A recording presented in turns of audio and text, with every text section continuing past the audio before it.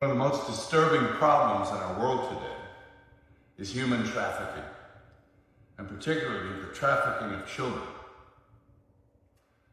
Our future is our children.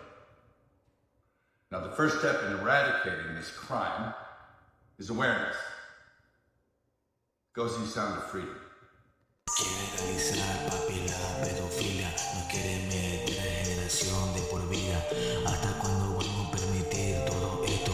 Viviendo una mentira, papi, de deshonesto. No vengas a decirme amor, dar amor. Y todo el mundo sabe las cosas que no son. Mira la mierda que nos sigue consumiendo. La pedofilia se viene de nuevo. Ya en educación se puede confiar de toda esta mierda que nos quieren dar. ¿Hasta cuándo vamos a consumir todo esto?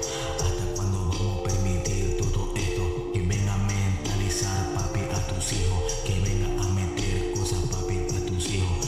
Mucho respeto para todas generaciones, pero esta gente se pasa de ampones. No venga a decirme que la pedofilia va a ser algo legal, como en estos días.